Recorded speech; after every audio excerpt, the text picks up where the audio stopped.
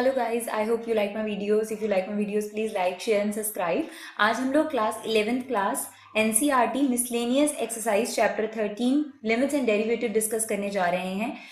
देखिए क्या है क्वेश्चन नंबर 1. क्वेश्चन नंबर 1 में आपके पास फर्स्ट प्रिंसिपल मेथड से यानी ए बी इंशू मेथड से आप लोगों को क्वेश्चन सॉल्व करना है. It's easy method. आपको फंक्शन गिवन है -x. सबसे पहले आप क्या काम करेंगे बच्चे, x की जगह x प्लस एच रख लेंगे और ये निकाल लेंगे क्योंकि फॉर्मूले में हमें x प्लस एच नीडेड होता है. तो आपके पास fx गिवन है तो x प्लस एच क्या हुआ, आपने x की जगह x प्लस एच रिप्लेस कर दिया. तो जब आपने लेफ्ट हैंड साइड में रिप्लेस करा है तो राइट हैंड साइड में भी रिप्लेस हो गया, that is minus x plus H.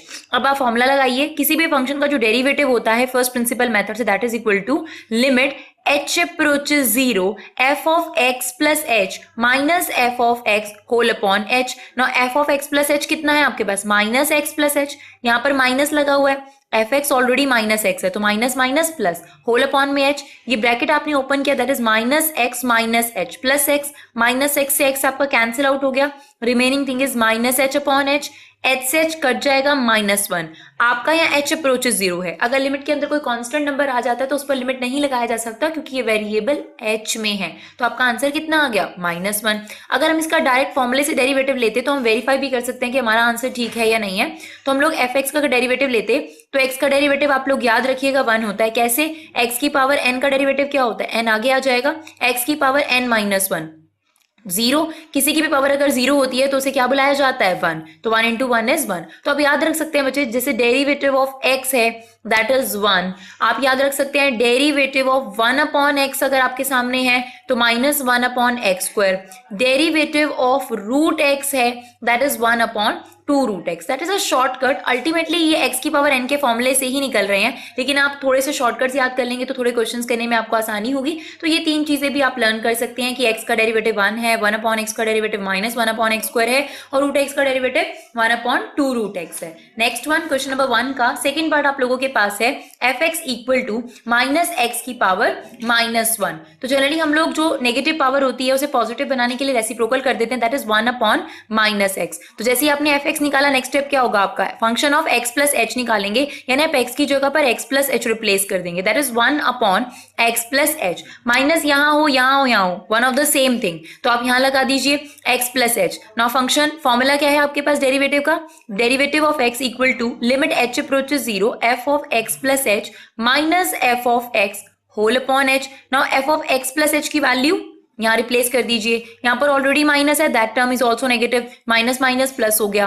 Whole upon H. जब दो चीजें फ्रैक्शन में दे रखी हूं तो आप लोग उसका एलसीएम ही लेते हैं, that is limit H approaches 0. तो इन दोनों का एलसीएम क्या होगा, x और x प्लस एच का. दोनों चीजें एलसीएम हो गई, यानी x और x प्लस एच दोनों एलसीएम हो गया. इसके पास क्या नहीं है, x नहीं है, तो इसे किससे मल्टीप्लाई कर दिया आपने, x से. इसके पास एलसीएम का क्या नहीं है, x प्लस एच, तो इसे किससे मल्टीप्लाई कर दिया आप लोगों ने, x प्लस एच से.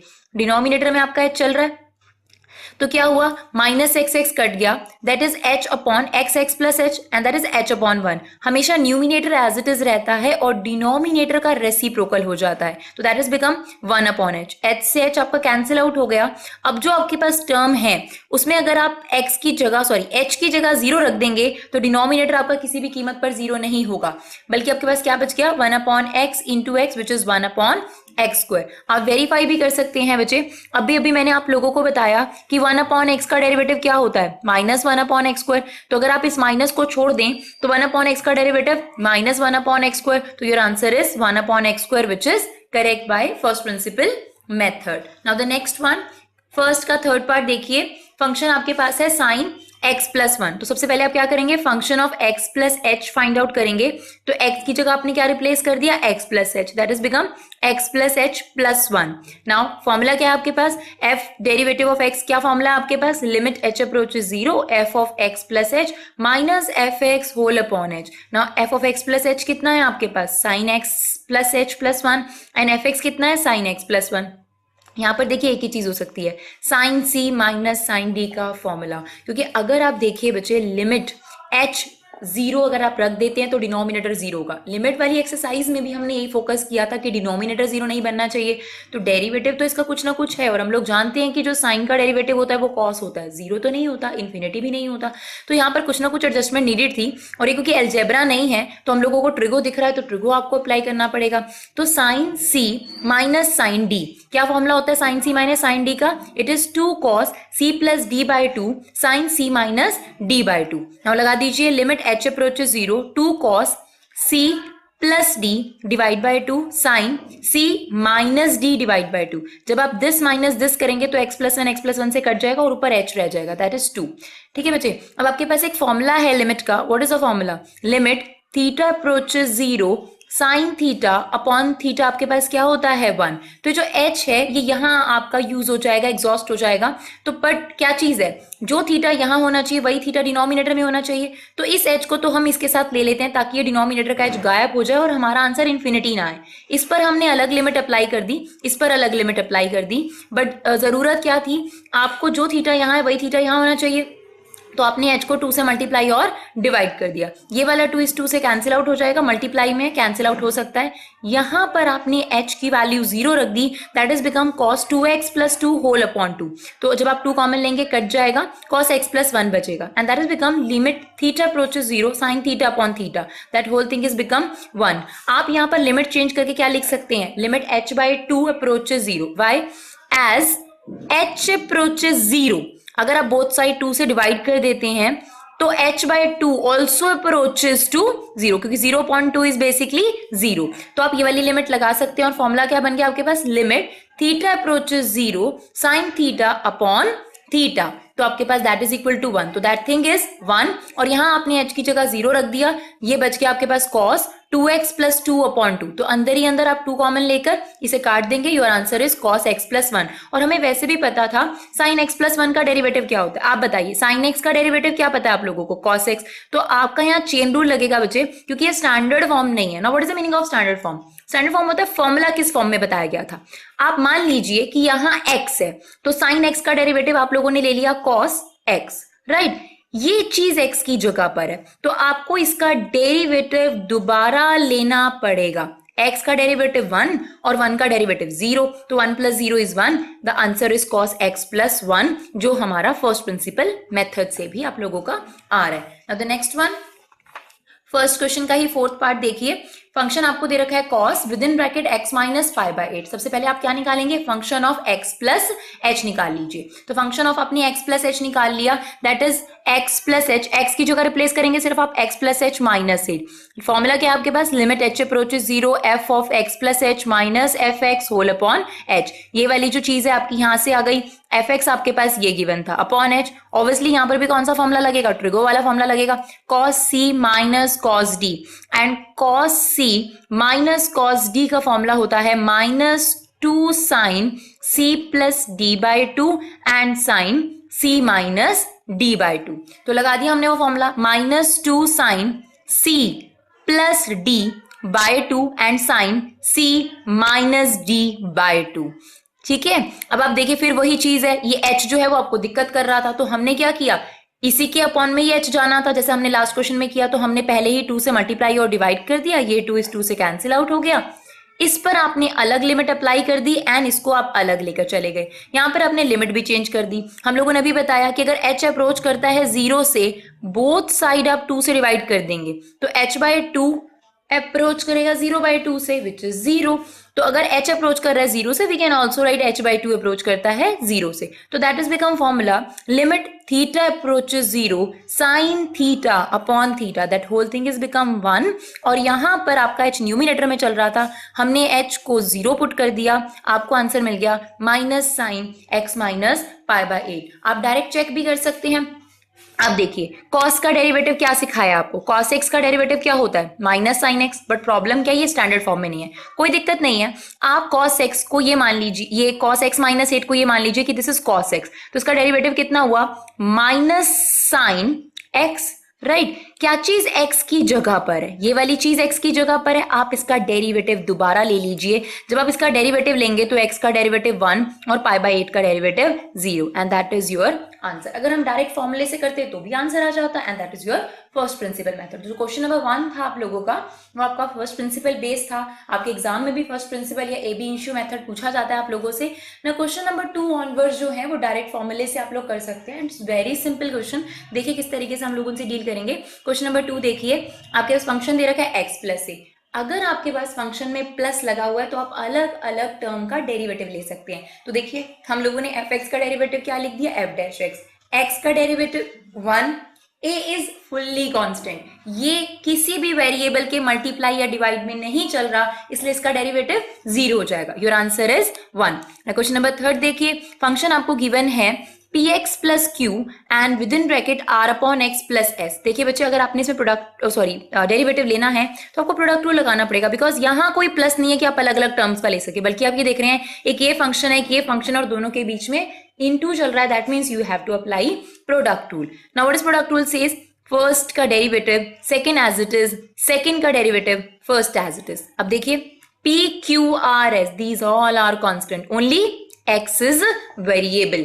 तो क्या होगा, px का जब आपने डेरिवेटिव लिया तो क्योंकि ये वेरिएबल के साथ में चल रहा है इसलिए p as it is, x का डेरिवेटिव कितना हो गया आपके पास 1, एंड q के साथ कोई वेरिएबल नहीं चल रहा है इसलिए q का डेरिवेटिव 0। तो यहां पर आपके पास क्या रिमेनिंग चीज रह गई, p, and that is as it is. r variable के साथ में चल रहा है इसलिए r सेफ हो जाएगा आपका। 1 अपॉन x का डेरिवेटिव क्या बताया अभी आप लोगों को, -1 अपॉन एक्स स्क्वायर, और s कांस्टेंट है, इसका कोई वेरिएबल नहीं चल रहा मल्टीप्लाई में, तो ये सेफ नहीं है, इसका डेरिवेटिव हो गया 0 and that is as it is. फिर आप मल्टीप्लाई करके उसे सिंप्लीफाई करेंगे, you get the answer. Now the next one, question number 4 देखिए, उसमें भी आपका प्रोडक्ट रूल अप्लाई होगा।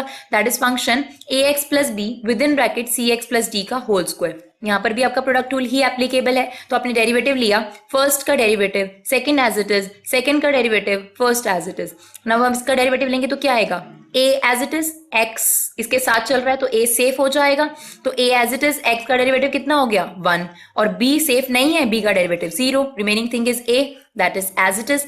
यहां पर क्या हुआ, यहां पर आपको डायरेक्ट cx प्लस डी नहीं दिख रहा, यहां आपको cx प्लस डी की पावर 2 नजर आ रही है, राइट? तो ये कौन सी फॉर्म से रिजेंबल करता है, दिस इज x की पावर n। तो आप इसे ये मानेंगे कि आपके पास x की पावर n चल रहा है, क्योंकि पहली लुक जो इसकी आ रही है वो x की पावर n आ रही है। तो x की पावर n का डेरिवेटिव क्या होता है, n आगे आ जाता है और x की पावर 1 कम हो जाती है, तो वही हमने किया। फिर जो चीज x की जगह पर चल रही थी उसका डेरिवेटिव अगेन लिया गया, यानी cx प्लस डी का, क्योंकि वो चीज x की जगह पर चल रही थी। तो आपने जब cx प्लस डी का डेरिवेटिव लिया तो c x के साथ चल रहा है इसलिए सेफ हो जाएगा, c x का डेरिवेटिव 1 और d का derivative 0, and ax plus b तो आपके पास एज इट इज था ही।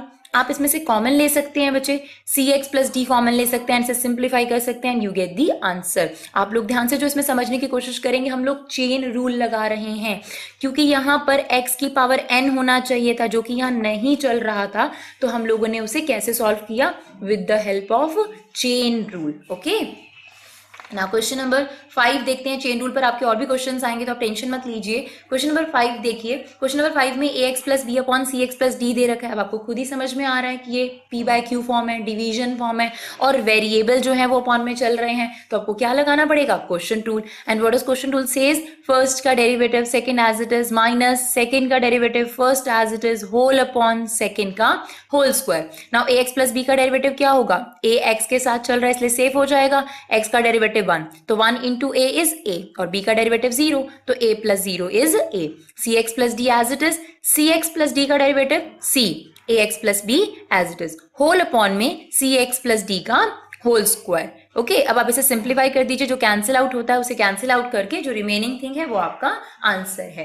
ना क्वेश्चन नंबर 6 देखिए, क्वेश्चन नंबर 6 में आप इसे सॉल्व ऐसे भी कर सकते हैं, डायरेक्टली क्वेश्चन रूल लगा सकते हैं, बट अगर आप लगता है कि थोड़ा एलसीएम लेकर और सिंप्लीफाई कर सकते हैं दैट वुड बी बेटर। आप डायरेक्ट भी इसे फर्स्ट और इसे सेकंड लेकर यहाँ क्वेश्चन रूल अप्लाई कर सकते हैं, आपका आंसर तब भी आ जाएगा। तो हम लोगों ने क्या किया, यहाँ एलसीएम ले लिया, तो x और 1 का एलसीएम कितना आ जाएगा आप लोगों के पास, x आ गया, that is become x plus 1 upon x and that is x minus 1 upon x, right? अब आपकी ये x से x कैंसिल आउट हो गया and the remaining thing is x plus 1 upon x minus 1। अब आपको पता है कि डेरिवेटिव लेने के लिए क्वेश्चन रूल ही अप्लाई हो सकता है, तो आपने फर्स्ट का derivative second as it is minus second का derivative first as it is upon second का whole square. Now x plus 1 का डेरिवेटिव क्या होगा, x का डेरिवेटिव 1 एंड 1 का derivative 0, x minus 1 as it is, x का derivative 1 1 का derivative 0, आप इसे सिंप्लीफाई करेंगे and you get the answer. I hope it's clear. Now the next one, question number 7 देखिए।